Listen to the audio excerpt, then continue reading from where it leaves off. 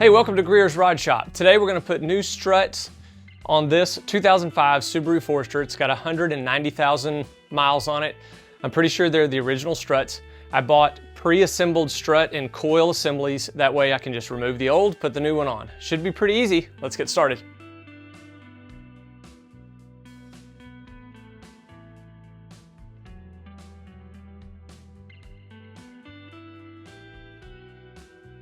You want to mark the top bolt because it does caster and camber. So I'm going to mark it. There's a hole on the strut right here, or a little dimple, and I'm going to mark a line in line with that.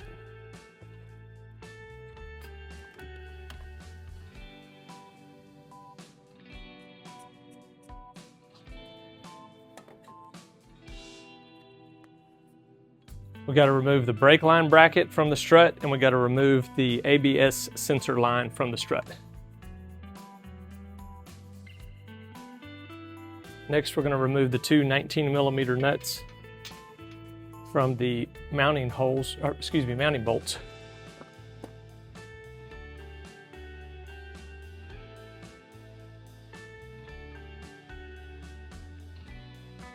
There's a washer on the top one.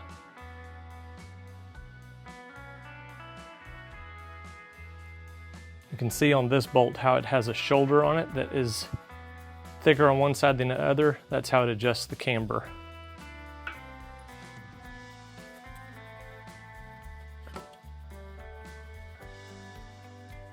Now we have the strut loose. We got to go on the top in the engine compartment and undo the three bolts that holds it up there. Three 12mm nuts here holds the top of the strut.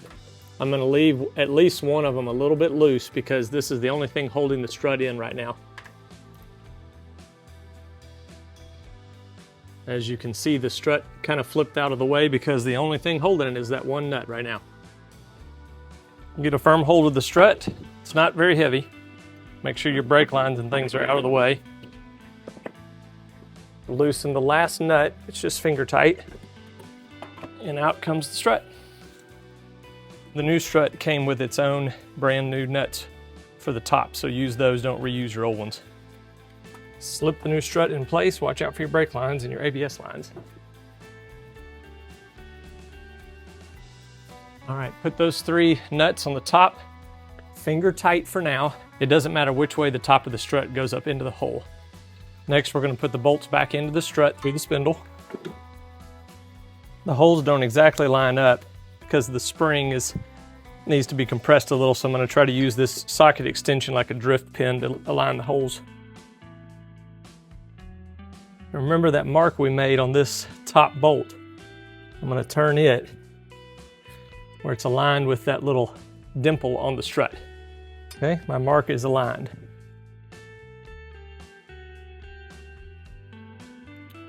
Now we're going to torque our lower strut to spindle bolts to 129 foot-pounds.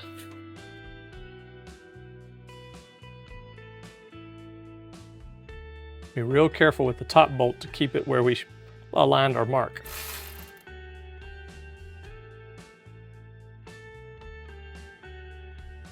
All right, 129 foot-pounds on both of those. Now we've got to tighten and torque the bolts that are in the engine compartment at the top of the strut. These new ones are 13mm, not 12 like the originals. These get torqued to 15 foot-pounds. I don't have a 15 foot-pound torque wrench. Mine all start at 20, so I have an inch-pound torque wrench. The conversion is 180 inch-pounds is 15 foot-pounds. Now we need to reattach our brake line bracket and ABS bracket. Both of those are 12mm. And this side's done. Marking the position of the caster bolt so I can realign it on the new strut. 12mm bolt to remove the ABS lines and the brake lines. 19mm to remove the spindle to strut bolts.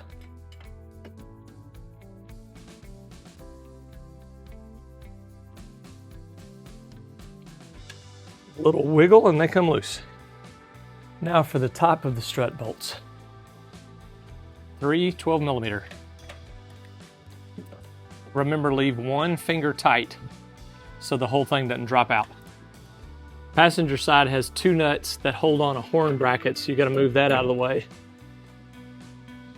And then there's 2 more holding the strut on. Loosen that last one that was hand tight, and then carefully bring out the strut. All right, we've got the new strut ready to slide into place. Once you get the holes lined up, then you put the 3 nuts on the top. Now we're gonna align the spindle. When the spindle rocks out like this, it slightly disengages the axle up there at the top. So you have to kind of twist the axle a little bit to get it to slide back into place. Washer goes on the top. I'm gonna run those in with the ratchet so it's quicker, and then I can use the torque wrench to finish it. Remember your alignment marks on the top for the caster. I have that aligned. Now I just gotta be careful to hold it in place. Ready for torque. Back up top now, I can tighten these 3. Torque to 15 foot-pounds or 180 inch-pounds. Use 2 of your old nuts to reattach the horn bracket. All done up top. Come back underneath. We just need to attach our 2 brackets, ABS and brake line. 12mm socket. Check connections, got everything reattached. Everything up top's done. All front struts are done.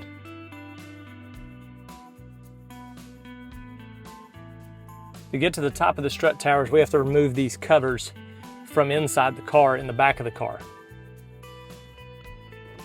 You will need to open the door to get them out, but they come out real simple with a pry bar. Then under this cover, 3 bolts just like the front. On the rear brakes, there's just 1 bracket for a brake line here, and it has a little clip that you have to remove to be able to let the brake line free. So I'm using a long punch and a little hammer, put it behind, and slowly tap it out carefully. It looks like that. And then this will just pop right out. Just set that clip aside where you don't lose it. 19mm bolts for the strut to the spindle.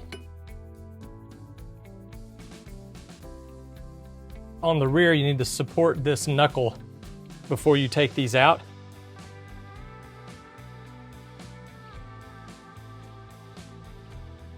So that top one was loose, then I could wiggle the bottom one out. Then it'll come free of the spindle. Now we just need to take off the 3 nuts on the top of the strut. 3 12mm nuts at the top. Get an assistant to help you hold it up. You can't reach over and undo these while you hold below. That's why you need an assistant. If you drop these in there, you'll have to take all of this apart, so don't drop them. Okay, assistant, here comes the last one. Ready? Okay, it's free. Back down at the bottom now. I can take over for a lovely assistant. Thank you. And out it comes. All right, I have the new strut, and lovely assistant suggested why couldn't we put the strut in and put a bolt in it down here and then get up top and put the nuts on, and that seemed logical to me. Then I could all do it by myself. So I'm gonna try it. All right, so it's in the holes at the top. I've got it slid over the spindle. I'm gonna let the jack down a little bit to get a bolt in it. After a little fighting with it, I got one of the bolts in and the other one, so it worked out okay. The bottom one, because it's all-wheel drive, you have to do all of your socket from this side and use a box or open-end wrench on this side. These are 148 foot-pounds in the back. Now we'll go up top. All right, we've got our 3 new nuts for the top of the strut. These new ones are 13mm. Run them down just snug, and then we'll torque them to 23 foot-pounds. Last thing to do is to reattach the brake line so it slides in there like this, and then this spring clip goes right in there.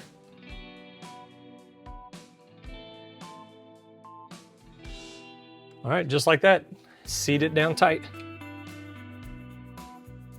All right, opposite side, we're gonna start by removing the brake clip.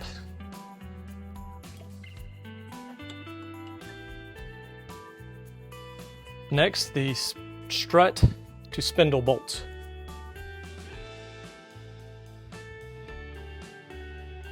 All right, I'm gonna leave this one bolt in like lovely assistant suggested, and I'm gonna go up top, undo the 3 nuts up there. I didn't notice on the other one, but this is like a little cap that goes over it. So make sure you get that line back up when you put the new one on. Okay, the 3 up top are done. The only thing holding it in is this one bolt right here. So far I've done it without lovely assistant. Let's see what happens. Well, that worked pretty good. We're just gonna reverse this procedure. All right. Once you get that first bolt in there, you're home free. I'm gonna use the impact this time to snug it up, but not too tight so I can still torque it.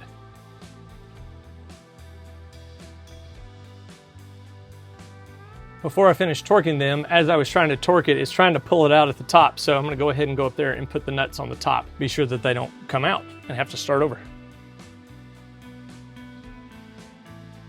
Okay, now I can torque these down without fear of pulling the strut assembly out of the top holes. Okay, reattach the brake assembly with a little clip. Only thing left to do is reattach the plastic pieces inside the rear of the car to cover the top of the strut towers. Now we have all the bolts tightened, we can put these covers back on and kind of wrap around the outside, tuck in like that, snap right back on, just like that.